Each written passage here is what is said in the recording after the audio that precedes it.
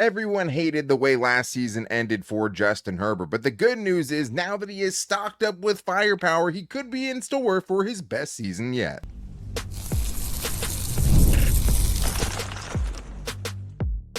You are Locked On Chargers, your daily podcast on the Los Angeles Chargers. Part of the Locked On Podcast Network, your team every day.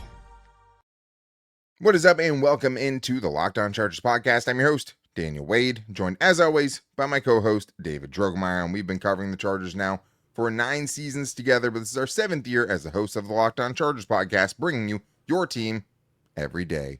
Thank you to the everydayers, as always, for making us your first listen. To make sure that you never miss the show, go subscribe or follow for free on the Locked On Chargers YouTube channel and listen wherever you get your podcast from. David, what do we got today? Daniel, we've always known that Justin Herbert was incredibly talented, but we wanted the talent around him to be able to elevate his potential game, and now he finally has it. And what does that mean for guys that were already on the roster, guys like Quentin Johnston? Maybe there's other guys on the roster that might push him down the depth chart. And the Chargers did a great job in the AFC West picking up victories last year. Are they going to come out of 2025 with a winning record in the AFC West? Yeah, I mean, it feels like you almost have to. If you want to be a playoff team, it means you have to take care of business inside of your own division. But today's a little different. It's going to be a buy or sell Monday, getting into the biggest Chargers storylines and overreactions. And we have a lot to get into today, and thank you to the everydayers who hit us up to contribute for today's show, including Andre Montano from Instagram, who says, buy or sell, with the most firepower he has ever had at his disposal, Herbert will have the best year of his career. So I think this is interesting on a couple of different levels. First, about it being the most firepower, because I think it is arguable, but there's so much unknown, I think, with this team that you're hoping it is. But I would say that as far as him potentially having the best year of his career, with the weapons he has at his disposal, with potential upgrade on the interior of the offensive line with Mekhi Becton, there is an argument to be made that, hey, after some improvements in key areas last year, that Justin Herbert is actually primed this year with a better supporting cast to have his best year yet. Yeah, I think 100% he has his best supporting cast, in my opinion. And obviously, we still have to see some of these new additions get on the football field to be able to determine that for real. But at least on paper, it surely looks that way. When you have 2 bruising running backs with Najee Harris and Omarion Hampton, you have 3 quality tight ends in their roles with Tyler Conklin, Ronde Gadsden, and of course the blocking extraordinaire Will Dissly. And then wide receiver, you got a bunch of different flavors there. You got Ladd McConkey, obviously the beast, Mike Williams. You have Trey Harris, you got QJ, you got KLS. So you got a lot of different receivers that do a lot of different things. And then, of course, we know with the Chargers that they believe the offensive linemen are weapons as well. And you have 2 very good tackles with Rashawn Slater and Joe Alt. And, of course, the newest addition, the mountain himself, Mekhi Becton. So I do believe that the Chargers have a lot of firepower here. And what that means is, now, hopefully, they have a real running game. Imagine what Justin Herbert's going to do this year. You saw how good he was last year with play action. They were deadly. I mean, Justin Herbert was one of the best quarterbacks in the league at play action with one of the worst running games in the league. Hopefully now, with the additions they made up front and with the addition of Omarion Hampton and Najee Harris, they have the running game that will now allow Justin Herbert to go out there and really be deadly and really make defenses have to think twice about what is going to be coming at them. Yeah, I'm buying it, especially considering the fact that with this supporting cast, you get one main ingredient that you haven't had with a Justin Herbert team, and that's speed. The Chargers are a much faster team than we've seen surrounding Justin Herbert, and I think that is significant because I think you go back to the 2021 season where Justin Herbert put up 38 passing touchdowns, 15 interceptions, but also over 5,000 passing yards. And you say, man, like, he definitely had weapons that season. You had a prime Keenan Allen. You had the best season of Mike Williams' career. Both those guys go over 1,100 yards. And you also had a prime Austin Eckler. That top 3 would challenge what the Chargers have right now because you have kind of a lesser version of Mike Williams. You have a Ladd McConkey, who I think is, put up a better season even than Keenan Allen did in that year. So I think that's at least a wash right there. This is the biggest difference, I think, with this team is your wide receiver 3 that year was Jalen Guyton. Now you have guys, like Quentin Johnston potentially, or Mike Williams being that wide receiver 3, and you also have Keandre Lambert-Smith. You have other options there and potential upgrades, Trey Harris included. So I think that has a huge position to be improved on. Their main tight end that year was an old Jared Cook, who you have, at least 2 tight ends that have already shown they can put up better seasons than the year that he had that season in 2021. So I think it's a clear upgrade there. That offensive line was deceptively good. We're talking about firepower. That Matt Filer, Corey Lindsley, Rashawn Slater, and then Michael Schofield. But then you did have Storm Norton, an obvious, weak link on the right side. So that part sucked. But as far as the speed goes, you have 3-4-3 wide receivers now, and you didn't have that then. Basically, the only guy you had was Jalen Guyton. You have much more speed at tight end, and specifically with Ronde Gadsden II. Faster than the guys that you had then. Multiple 4-4 running backs. Austin Eckler was I think a high 4-4s, but then, the last couple of years, you haven't had guys that could really do that. So I think you have much more home run hitting ability. If Trey Harris can make an impact, if Mike Williams still has gas left in the tank, I don't think there's any reason for this to be, not his best firepower or group of firepower that he's ever had, especially consider last year he was already better in certain ways. Most rushing yards he's ever had. He was top 10 in MVP voting last year. Highest passer rating he's ever had. He's had the least interceptions. I think the big thing here is if they're going to be a much more successful running team, will Justin Herbert still be able to put up the bigger numbers? And that can be diluted by a lot of wins because that's a huge part of being an MVP. But Justin Herbert did those things and set those career marks with the highest sack percentage he's ever had in his career. And also part of that being because he was hurt. And he still was able to do what he did there. But it leads nicely to this from Alex Boltup we have here. Buy or sell, Greg Roman finally has all the pieces to run his preferred offense. David, are you buying or selling that? Yeah, I'm going to buy it. I think when you look at, the highest performance of his offenses, it was really, with the Baltimore Ravens where he had, a pair of very good pass catching tight ends. He had a, monstrous offensive line. And, he had, a couple of really good running backs, including Lamar Jackson, obviously, who is an extension of the running game. But, you look at the Chargers offensive line, it's, Slater at 6'4", 315. It's Bozeman, 6'5", 325. It's Zion Johnson, 6'3", 316. Mekhi Becton, 6'7", 360. Plus Joe Alt, 6'8", 322. So you got a lot of gigantic men that are in front of Justin Herbert and in front of these running backs blocking. And then, of course, I already mentioned Omarion, Hampton, Najee Harris earlier. You got Will Dissly. You have all of the kind of elements that made Greg Roman's offense very, very successful. Now it's time for the results. So I do feel like the Chargers did a great job of arming him with all of the different elements that they feel like is going to be needed for him to run his offense. Now we have to see it. Now we have to see the top 10 rushing attack. Now we have to see the play action work. We have to see them attack the deep part of the field. And we have to see them score touchdowns consistently, because that's one of the things that we did not see. And there's just too many lulls in the offense, too many times where they just disappeared. And so that just can't happen. They have to have more consistent, sustained success, and hopefully they have the weapons to be able to do that now. Now, it's on Greg Roman.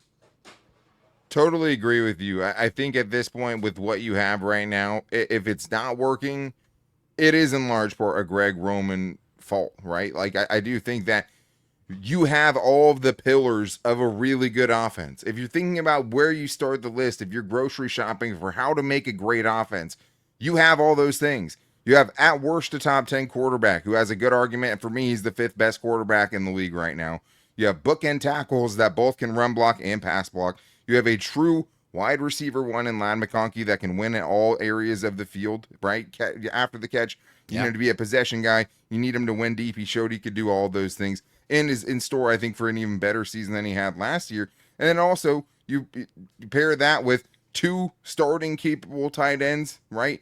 And you have a wide receiver room that has a bunch of different skill sets. I think you add into that the fact that you have Mekhi Becton and Joe Alt potentially with Will Dissly lined up next to them as far as a strength, something to lean on, something to hang your hat on offensively in the running game. Almost every team is going to have some flaws. How good your coaching staff is determined by how well they work around them.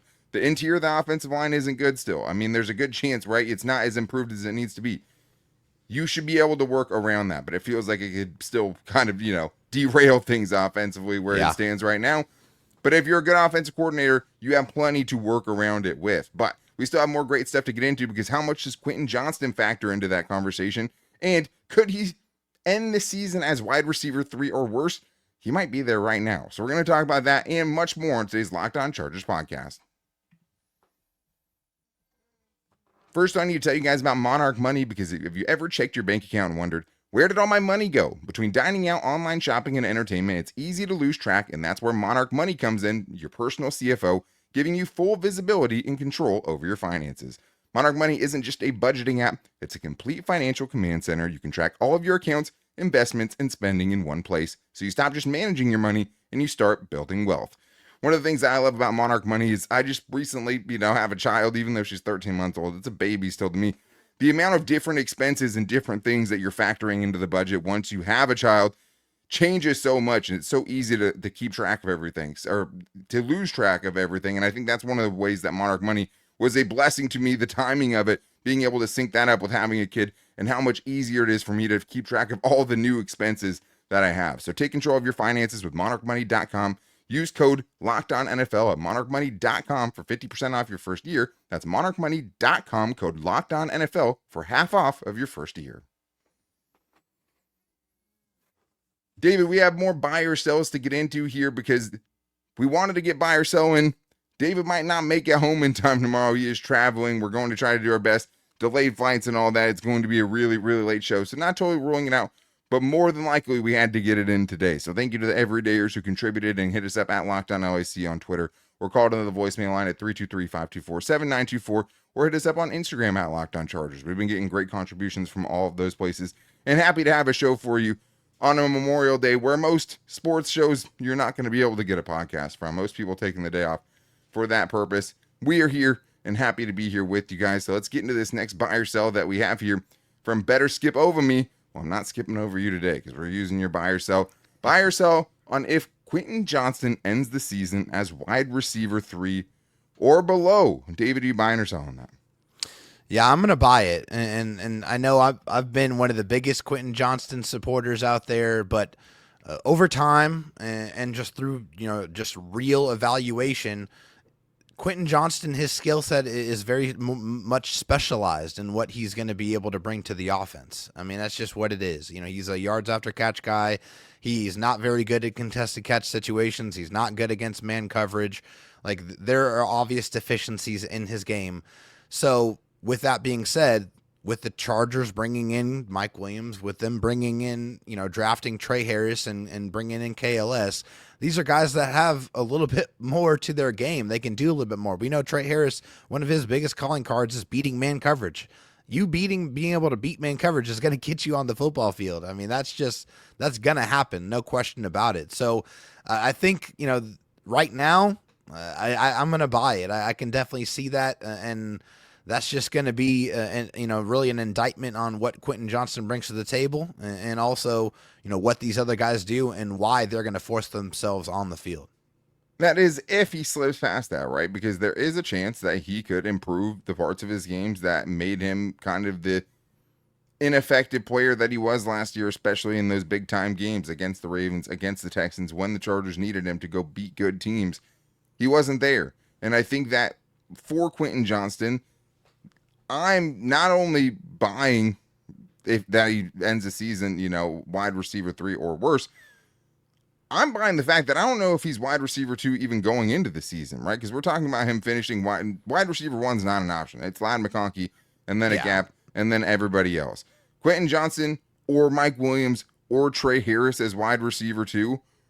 Yeah, I think that by the end of the season, for sure, you're going to be saying that probably one of those other guys that's not Quentin Johnston is wide receiver 2. That being said, Quentin Johnston's best fit might be as a wide receiver 3. Like, just because he was drafted in the first round, the Chargers took an unpolished player that had obvious flaws in his game, and they tried to use him as an outside receiver who can beat man-to-man coverage and win one-on-one balls down the field. Doesn't mean he's that guy. Maybe he will get better in those aspects. The nice thing is he doesn't actually have to do those things to be effective. He's still the best yak player on the roster right now in the way he does it. The most physical guy after the catch. And also, if they thought he was a wide receiver 2, do you think that they would draft 2 wide receivers in the first 5 rounds? or go sign Mike Williams to be No. that outside X receiver? Probably not. And the thing is that's building a good roster, having contingency plans. If he makes that huge leap again, because he made a big leap already, then hey, that more power to you. You're even better set up. But as of right now, I think there are at least 2 guys that could come take that spot away from him, and I think they could do it early, and maybe even before the season. But it leads nicely to Dirt the Nerd 86 on Instagram, who says, buy or sell, Quentin Johnston will be the most improved player on the Chargers in 2025. I'm going to sell it, and I think the biggest part of this is because I do think he can make another leap. He arguably was one of their most, if not the most improved offensive player last year. It's just about how far he still has to go. And I just don't know with this crowded room now that'll have the opportunities to have that growth in 2025. Yeah, I mean, I have to agree with that as well. I think that with Quentin, I do feel like, however, that he can have a more efficient season this year. And I mean that in almost every sense. Them getting him the football in the ways that allow him and his gifts to shine, which we just talked about as yards after catch. He doesn't have to be put in positions that he shouldn't be put into this year, because last year the Chargers didn't have a choice. They had to put him in those situations because they didn't really have anybody else that could do those things. Josh Palmer was on and off the football field.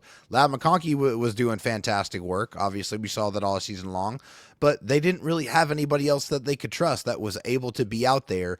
And so I think this year you can put him in the role that he should be in, which is, get the ball in his hands quickly at the line of scrimmage and allow him to go break tackles and go make people miss in the open field and utilize that, 5.6 yards after catch per reception that he was able to rack up last year. I mean, I will point to, you go watch Quentin when he catches the football. It takes multiple defenders to get him on the ground, or they just blow the whistle because they can't. They just stop his forward progress. Like, that's very real, and it definitely is something that's going to add to what the Chargers do on offense. But they don't have to overextend him this year. They can put him in the position that he and the Chargers need to get the most out of what he brings to the table. And I just think that it's going to be harder to tell how improved he is, right? Unless he's just on the field all the time, starting from week 1, and just you can see it all because he's getting that kind of target share and that snap share, and also has the trust from Justin Herbert, because I'm still not sure he totally does, honestly. So, which would be fair. Think the biggest thing for him, the biggest, easiest way to kind of show, hey, this is market improvement right now. Make the big time catches when you need to. Big time drops are going to send everyone back to square one. Yeah, 3 drops in the fourth quarter is not going to help, right? No, absolutely not. I mean, that Ravens game obviously was the biggest one, where it's like the first one dropped, and then it's a second, and then it's a third, and you're just like, whoa, like totally spiraling. And that's what's going to be for him. He has to answer the bell. He has to take on the challenge of having much more competition and show. Because if he can't catch those balls down the sideline, if he's not meant for that, you actually have guys that might be better fit to do that on the roster. You do have guys that are better fit to do it, unless he makes that big improvement. So let's get to this next one here from 80 is Woke, who says, buy or sell, Ronde Gadsden II will lead the team in touchdowns. Now, this is a hot take. I'd say it's an overreaction. I would say that at some point, Ronde Gadsden could lead the Chargers in touchdowns. I'll say he will lead the Chargers in touchdowns. I think his rookie season might be too steep, but I like the optimism here, David. This is someone we're very excited about, and I think absolutely a red zone weapon.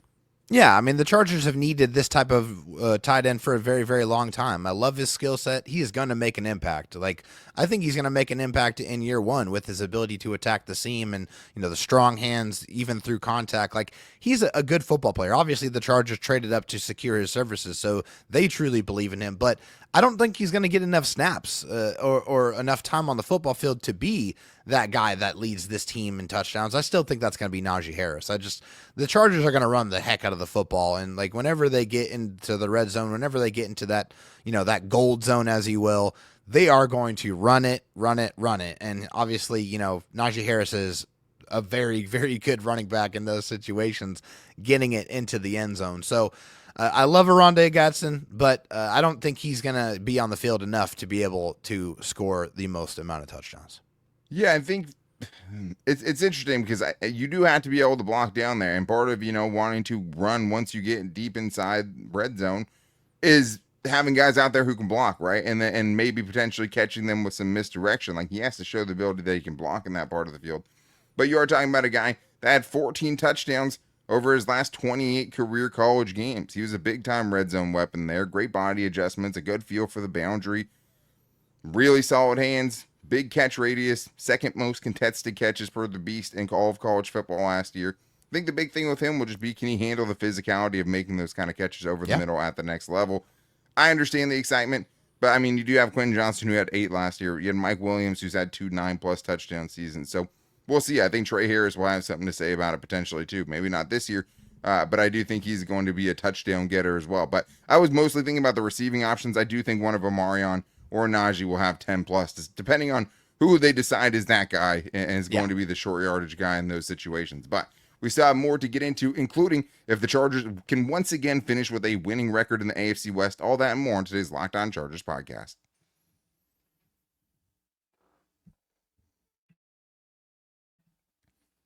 We still have more great buy or sells to get into today, and thank you to the everydayers out there for contributing to today's show and giving us your buy or sells and for being here on a 3-day weekend. We appreciate you, but we have to start by telling you thank you as always for making us your first listen, especially in the off season. It means a lot to us that you guys stick around and are here through the off season, through the thick of it, because you know we're here for you every day. But if you need a second listen, make sure to check out the Locked On NFL Scouting Show with Kyle Krabs and Joe Marino. As post-draft, they keep you the most informed NFL fan this offseason. So make sure you check that out on YouTube and wherever you get your podcast from. Dave, let's get to this one here from Jackson, who says, buy or sell, the Chargers will have a winning record against divisional opponents this season. So winning record, I guess, can be a little different in this perspective because there's 6 games. So 500 is, I guess, considered a winning record. I know you had them 3-3, and when you went through the game-by-game predictions, David, so are you saying, hey, the Chargers buying or selling that they will have a winning record in the AFC West? Yeah, I know I had them 3-3, which, I still go back and forth on that because the biggest reason why I did that is because the Chargers always lose a game that they shouldn't lose. And I fully expect and believe that they are much better than the Raiders and should still sweep them. Because in that you had them losing 1 game to the Raiders, you should say, right? Exactly. And so, yeah, I don't want to contradict myself here, but I do feel like they will have a winning record again in the AFC West. But I think this year it includes a win against the Chiefs. That is where and that turning point has to happen, and it has to happen now. With Jim Harbaugh as your head coach, like, the Chiefs have had such a controlling grip over the AFC West for the better part of a decade. And if the Chargers want to get where they want to go, which is to the playoffs and in the Super Bowl and winning a Super Bowl, then they have to beat the Chiefs. It has to start this year. Yeah, I agree with that. I think anything less than 3-3 in the division would be a pretty big failure, in my opinion. I do think that I would stick to what I said in the game-by-game prediction show. The Chargers go 4-2 in the division, and that was splitting with Kansas City and splitting with Denver. I mean, with all of the close games, with actual competency as far as your coaching staff and your head coach specifically, and a roster that can at least bridge some of the gap as far as depth goes against that Kansas City team. Yeah, given health, I mean, everything obviously is health, because Justin Herbert was banged up in one of those games last year where they would have had a chance to win that game. And even with the, him having his best season, his 2 best seasons were like his rookie season in 2021 as far as the statistics he put up, because he was healthy. If they're healthy, I mean, I think that they go 4-2 and have a winning record inside the AFC West. Like I said before, I think Pete Carroll will take some time to turn Las Vegas around. I don't know if it's a 1-year fix for that team, so I still have them sweeping the Raiders, FTR always, splitting with the Broncos and the Chiefs and getting to 4-2. If they can do that, I think that goes a long way towards them making the playoffs. If you want to win the AFC West, which is a different conversation, I think you have to sweep the Chiefs, and that's a conversation for another day. But let's get to this buy or sell from Blue Blitz here, who says, buy or sell, the Chargers don't have one position group on defense that is better than the Chiefs. Dave, I know it's overreactions and storylines on buy or sell Monday as it is today, but this one is definitely an overreaction in my opinion. I'm selling it. Yeah, it's an easy sell. I mean, you look at the Chargers safety room. They don't have anyone the caliber of a Derwin James. We're talking about a 2-time All-Pro. Like, come on, guys. Like, Derwin James is a beast. He's one of the best safeties in the National Football League, period. And then, of course, we have that other guy that's going to be wearing a gold jacket probably 5 years after he retires by the name of Khalil Mack. And they definitely don't have anybody anywhere close to the caliber of the complete player that Khalil Mack is. So, and also I'm still high on Thule. I still like Thule. I think he's a good football player. He needs to, finish a little bit more consistently, right? And, I think he needs to kind of have that competitive stamina all the way throughout the season, because we've had, we've seen some times where he's kind of disappeared. And so, with that being said, no, this is an easy sell. The safety, and also Elijah Molden too. Elijah Molden's a really, really good football player to me, and I think that whole safety room for the Chargers is underrated. I feel like they have very, very high quality football players in that room. So yeah, this is an easy sell.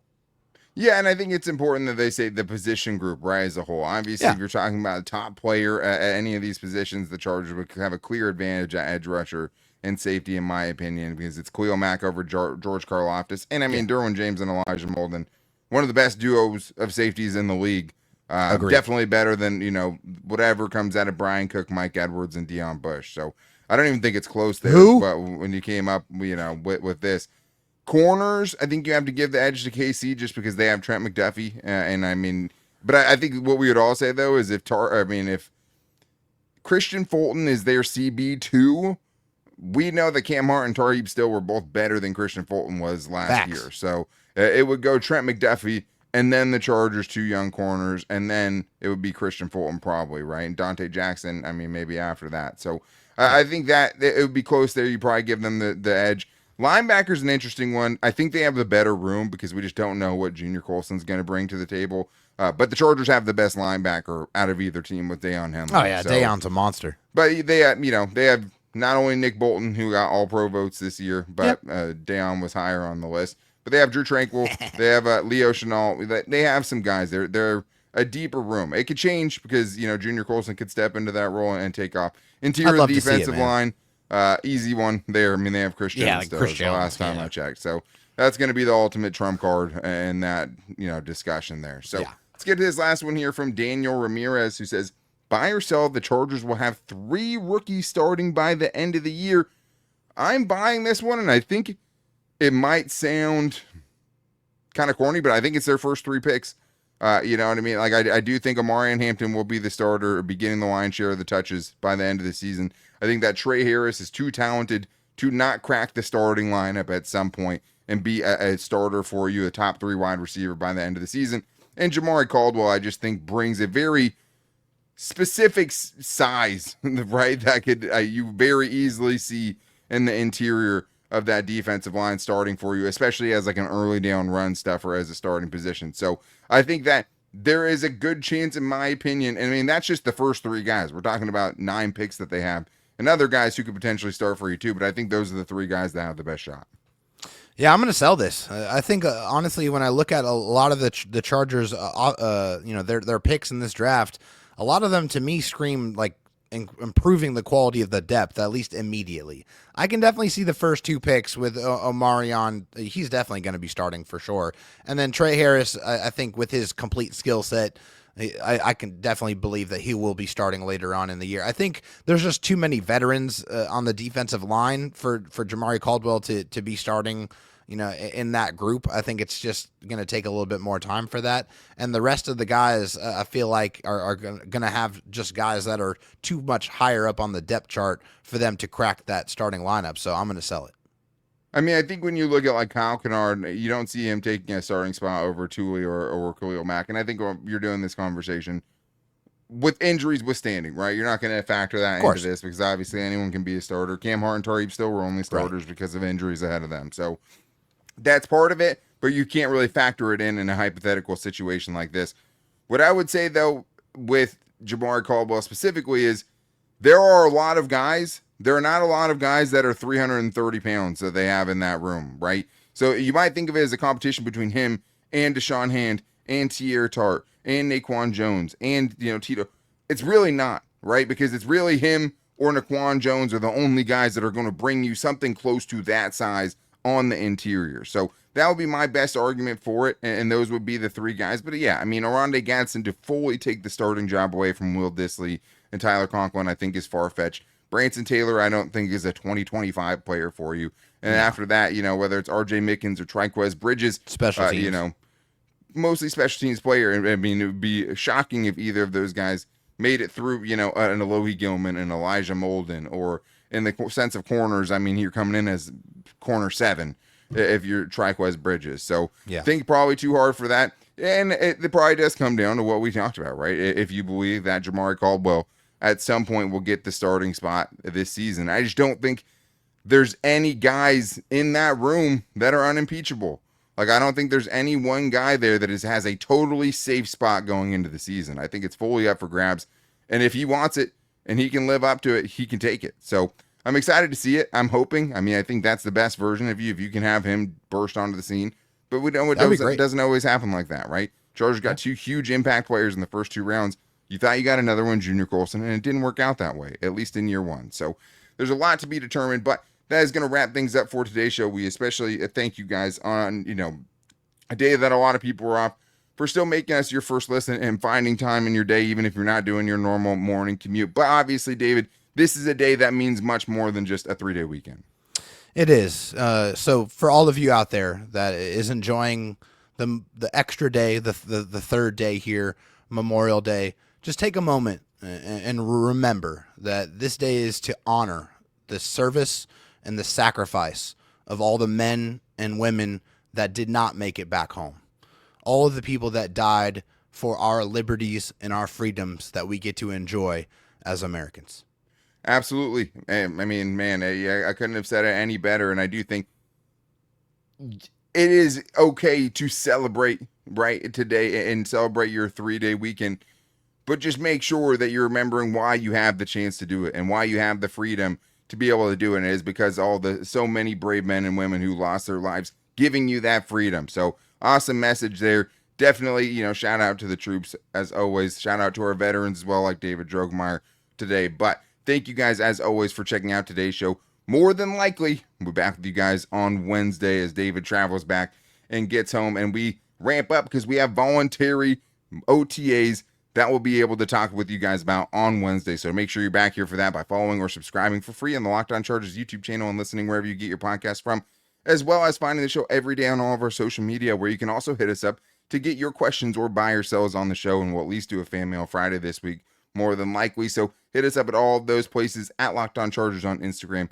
Also call into the voicemail line at 323-524-7924 to get your 30-second Chargers question or buy or sell in. We love the voicemails. If you call into it, you have a higher likelihood of getting on the show. But that's going to wrap things up for today's show. We'll be back with you guys probably Wednesday, but until then, guys, take it easy and go Bolts.